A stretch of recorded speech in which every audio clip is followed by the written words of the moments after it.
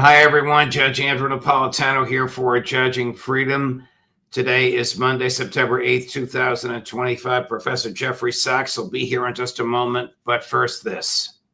Why do so many financial experts call silver the most undervalued asset today? Because silver is essential to the future. From solar tech and electric vehicles to the explosive growth of artificial intelligence. Demand is rising fast, and yet silver is still trading at a bargain. With billions pouring into AI, silver prices have only one place to go, up. Robert Kiyosaki, the author of Rich Dad, Poor Dad, says silver may be the most overlooked opportunity on the market and could double or triple by 2026. I believe in hard assets like this bar of silver. You can hold it in your hand or put it in your 401k or IRA. That's why I urge you to call my friends at Lear Capital and get their free report, The AI Revolution, and see why silver prices are set to soar. Call 800-511-4620, 800-511-4620, or go to LearJudgeNap.com. Don't wait. The government can print dollars, but it can't print silver. Professor Sachs, welcome here, my dear friend. Shortly before we were coming on air, the French government lost a vote of no confidence. How significant is this? President Macron's not out of a job, but his administration, his prime minister is. It is very significant in that every one of the major governments in Europe, including France, Germany, and not in the European Union, but in Europe, the United Kingdom, are led by extraordinarily unpopular political figures. They are the warmongers when it comes to Ukraine, the ones with the big talk of the massive military buildups and so forth, but the public says no. When the government comes forward and says, well, we need great austerity, we need to cut social benefits so that we can have more war, the public reacts. And today, the government in France that was trying that approach was decisively defeated in Parliament. The government has fallen. What has happened with Macron, he's lost another prime minister, will happen in Germany and will happen in the UK. In other words, all this attempt in Europe and by the hardliners in the United States to continue a war economy, to continue to cater to the military-industrial complex, to continue massive military outlays. Now we don't have a defense budget, we have a war budget, according to President Trump. The public doesn't want this. We don't need this. Peace is a lot cheaper, a lot less expensive, a lot more effective and moral than war. But the leaders are warmongers. So what has happened, in my view, is quite significant. It shows war and the militaristic approach is extremely expensive. Our governments are absolutely drowning in debt. This is true of the United States. It's true of Britain. It's true of France. It's true of Germany. Germany a little bit less so, but the Chancellor of Germany said, we can't afford our social expenditures anymore. And the public is saying, yes, that's right, go to diplomacy.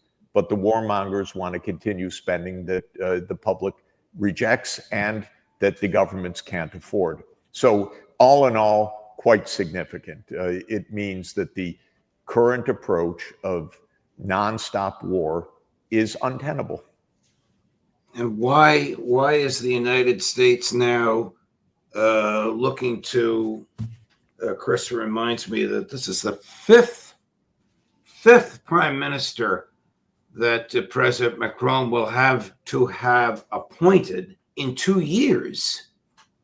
This reinforces what you said, Professor Sachs, about the deep and profound and abiding unpopularity of the motivating forces behind this government. This is the same President Macron who wants to threaten Russia. Before I get into the United States picking fights in Latin America, over the weekend, you mentioned Chancellor Merz personally attacked President Putin, calling him a war criminal, saying nothing, of course, about Prime Minister Netanyahu.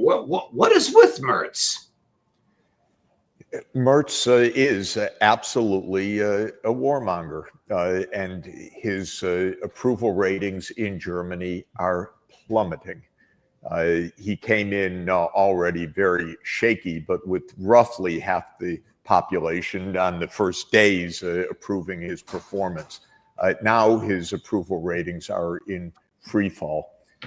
Macron's approval ratings, if I remember correctly, have fallen below 20% approval. The public is absolutely disgusted with him.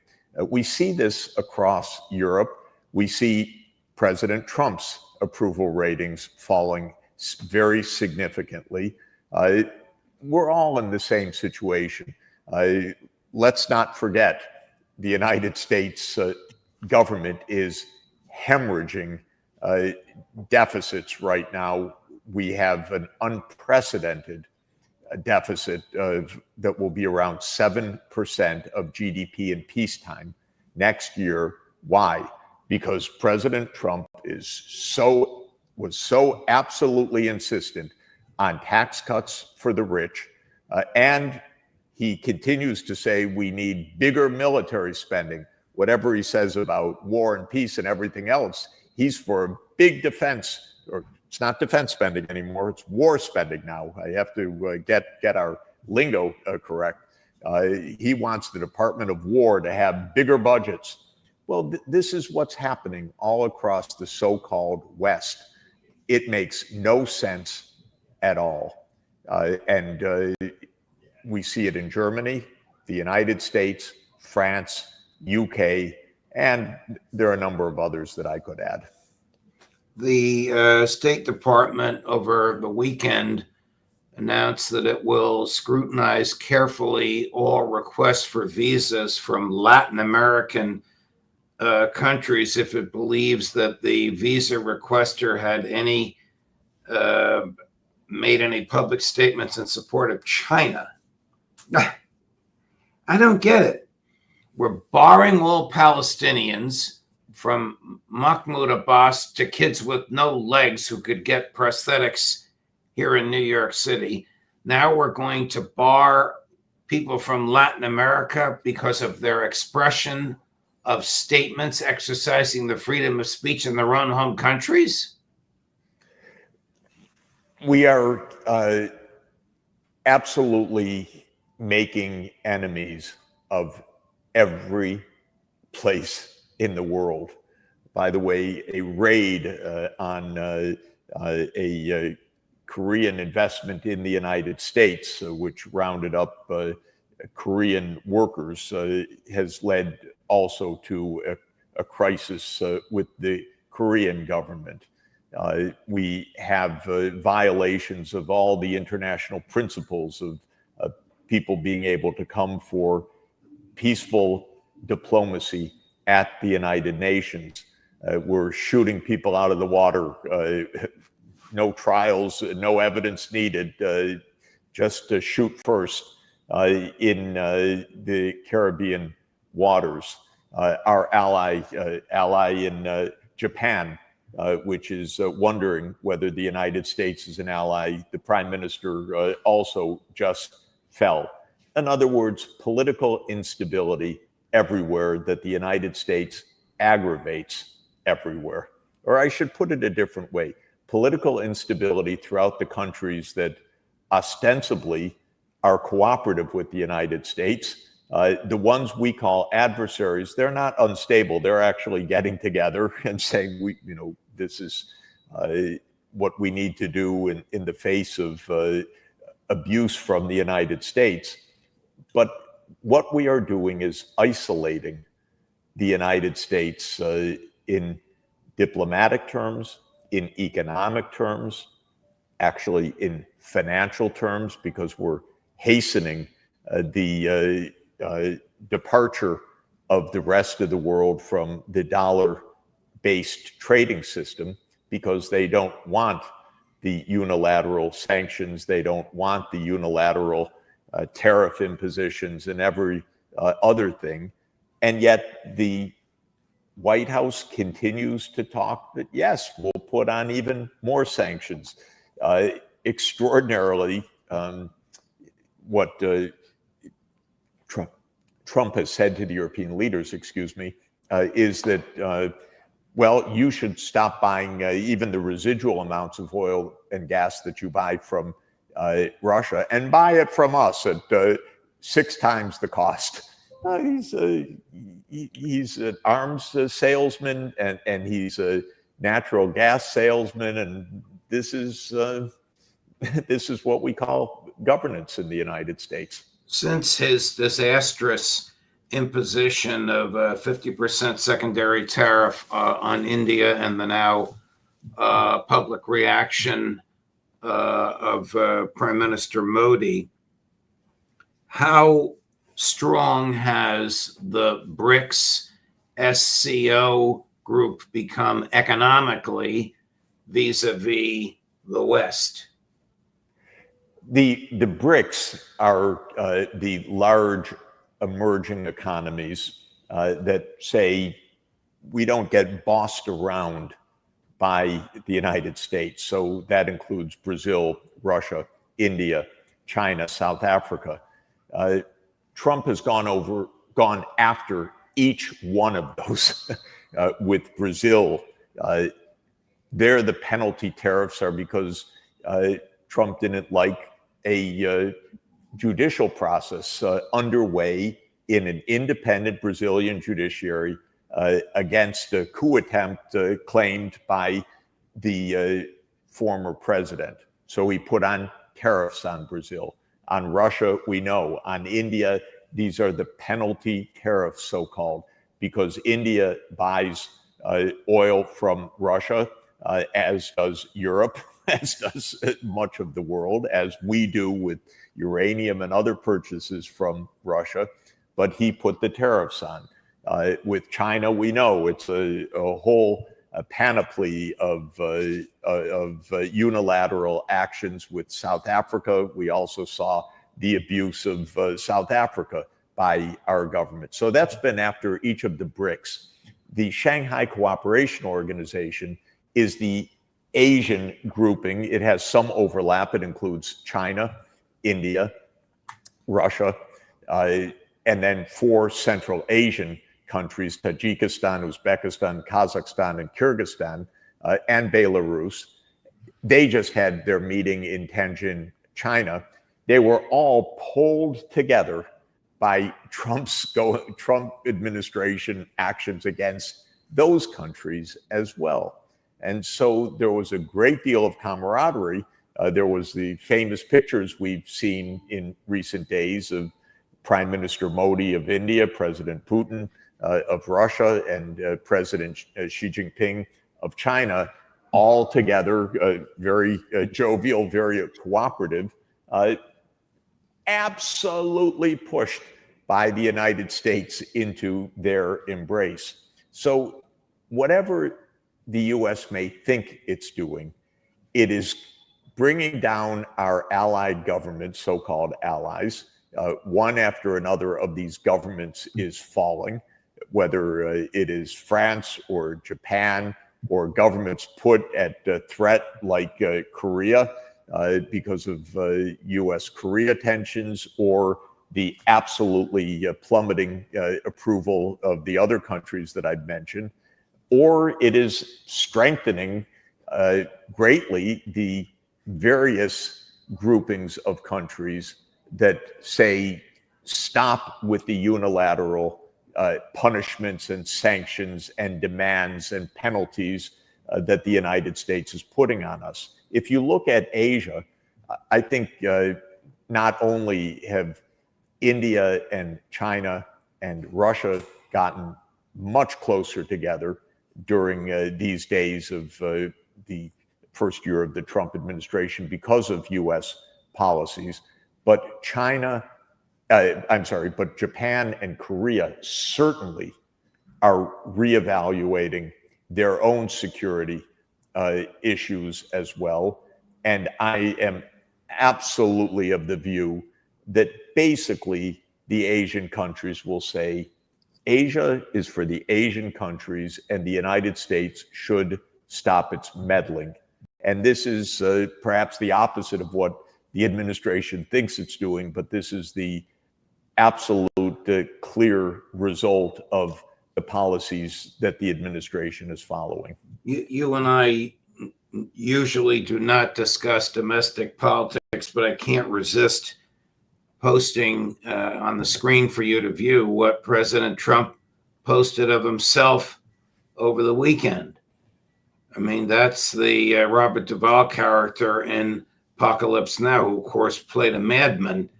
Trump saying, I love the smell of deportations in the morning. Chicago about to find out why it's called the Department of War. Is the President of the United States threatening to use the military to bring violence to the streets of Chicago? They said no after this posting, but the President of the United States is deploying troops to American cities. This has not gone unnoticed. And there are, of course, lawsuits all over the country about this. There are very serious concerns about our constitutional order, our constitutional system, with the president that believes that he has the right to set our tax system, that he has the right to set our economic system, that he has the right to walk out of any treaties that he wants, that he has the right to call out troops or the National Guard to American cities because he says that there's some emergency, even when the circumstances and the hard data say quite the contrary. So there are very deep and very legitimate concerns about whether our constitutional order is actually in effect right now. A remarkable amount depends on the Supreme Court of the United States, which is rather shocking to say. Congress is moribund.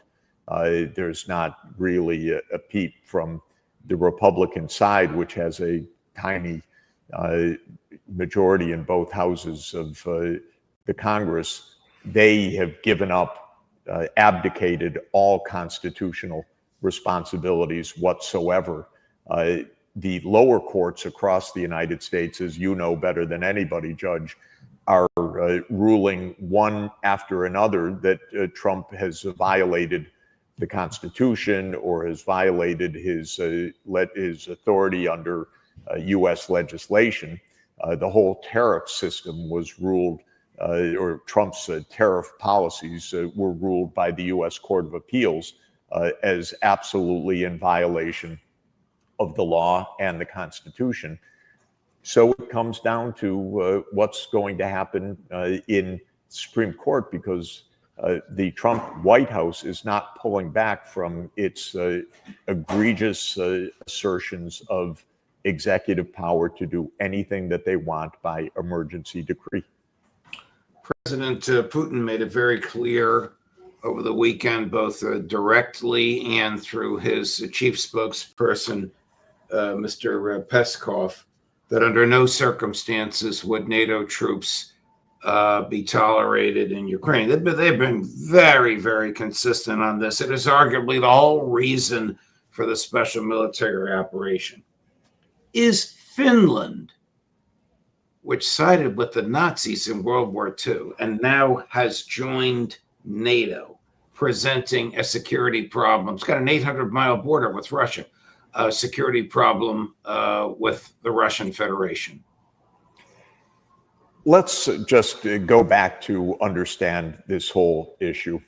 Back in 1990, when President Mikhail Gorbachev was president of the Soviet Union, he said we need a common home in Europe, friendly relations, and he unilaterally disbanded the Warsaw Pact, which was the Soviet military system that operated in Central and Eastern Europe.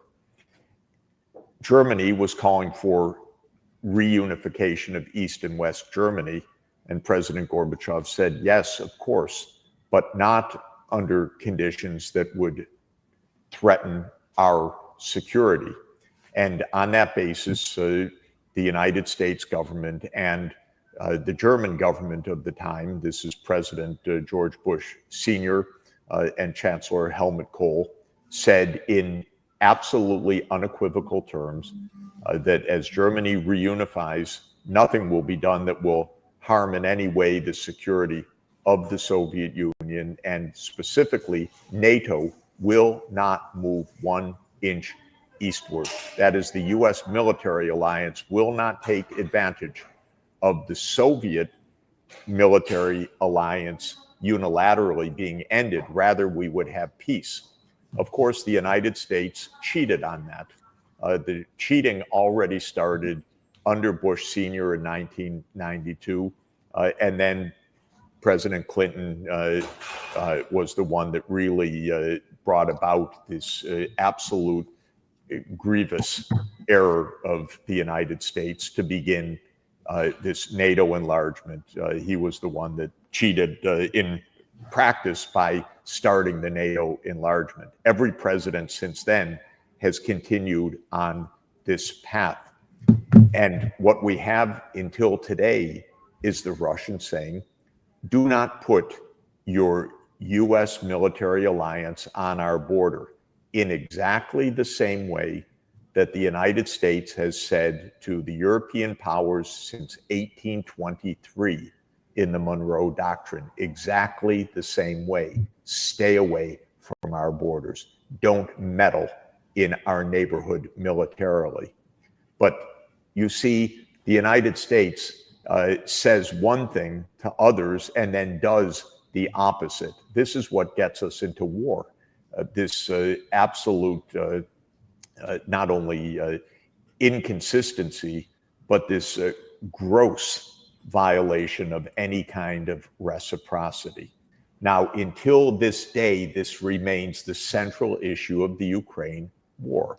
Russia is saying no NATO troops in Ukraine, just as the United States would in our neighborhood, exactly the same way. It makes perfect sense. For Ukraine to be secure, it should be neutral. When Finland was neutral from 1945 onward, the Soviet Union never bothered Finland because it posed no risk of hosting US missile systems and US intelligence operations and so forth. It was neutral. So the Soviet Union and Russia never bothered Finland at all. Never bothered Austria at all as a neutral country. Never bothered Switzerland at all as a neutral country. Never bothered Sweden at all as a neutral country. And this is the obvious way to end the war in Ukraine, that Ukraine should be a neutral country, neither side bothering the other through its military presence in Ukraine. It's completely straightforward. It was the basis on which Ukraine became independent in the first place in 1991. It was only after the United States participated in a violent coup that overthrew a government that favored neutrality that the US helped to install a regime that said NATO, NATO, NATO. Now, to this moment, the European countries and the US political establishment are saying, no, we will be there. US planes should fly over Ukraine. European troops should be on the ground. And the Russians are saying, excuse me, we've been at war now for 11 years since you made a coup in 2014. We've been talking about this for more than 30 years, to be precise, 35 years. Do you continue to this moment to insist on the contrary? Well, the Secretary General of NATO, Mark Rutte, I can't even express how pathetic this is. But he said last week, after all of this, Russia has no say in anything of where we put their troops, of where we put NATO troops. Russia has no say at all in this. This is, if I could say so, the most imbecilic, idiotic, dangerous, provocative approach imaginable.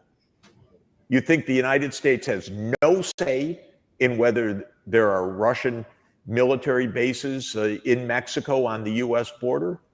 Yes, the United States has a say in that. You think Russia doesn't have a say on whether there are US missile systems or US planes flying overhead or NATO troops on the ground in Ukraine? Yes, Russia has a say. Let's not blow up the world over this kind of imbecility. But, Judge, this is where we are today with these leaders, with our own politicians, to this moment. So after why 35 years of this. Why did Finland eschew its happy, prosperous neutrality for NATO? Not just happy, by the way, the happiest. As we have discussed, I actually am part of a process using Gallup data to assess how people in countries assess their own happiness. And not only was neutral Finland happy, it was the #1 highest evaluation of happiness in the whole world consistently.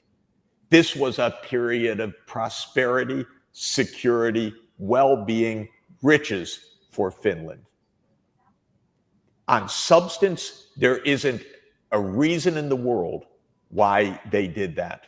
But of course, believe me, the US military-industrial complex, the US security apparatus, the CIA and others are constantly pushing politicians in Europe who support NATO enlargement, who want to buy weapon systems from the United States. This is part of an ongoing warmongering game. And President Stubb, this president of Finland, does not tell a word of truth about his country's history. Why they do this? Well, I can't say definitively why he misrepresents all of Finland's post-World War II history the way he does, but I can say that he does so. Not to give you heartburn, but here is the Secretary General of NATO saying that Russia has no business. Can you elaborate a little bit why you highlight this importance, even though Russia is clearly saying that they won't accept any NATO troops in Ukraine anytime soon? Yes, but why are we interested in what Russia thinks about troops in Ukraine? It's a sovereign country. It's not for them to decide. I'm really amazed. I'm not criticizing you, but I hear this question, of course, more often. So thank you for asking the question. But I'm really amazed. Russia has nothing to do with this. It's the same like Finland then should have had a sort of a nod, a yes from Russia to join NATO. No, of course not. And Sweden. There you have it. You know, it's amazing, by the way. I asked my friends in the Netherlands. They say that this man is so stupid you can't even imagine. It may be, but there it is. This is really what we're facing. This is why we're going to go to World War III. This is why we're continuing to sacrifice Ukrainians by the thousands and tens of thousands and hundreds of thousands for this stupidity that Rutte just uttered, that he can't see any reason why this is an issue for Russia and that fight on. This has been the game of the US military-industrial complex. By the way, the Ukrainian people want this war to stop, but their martial law president does not. So this isn't even about what the Ukrainian people want. Right. Just look at the recent Gallup survey. Overwhelming majority in Ukraine. Stop the war through negotiations. But I think what Rutte has said, everybody can see and they can understand why this insanity goes on, because these leaders like Rutte are so fundamentally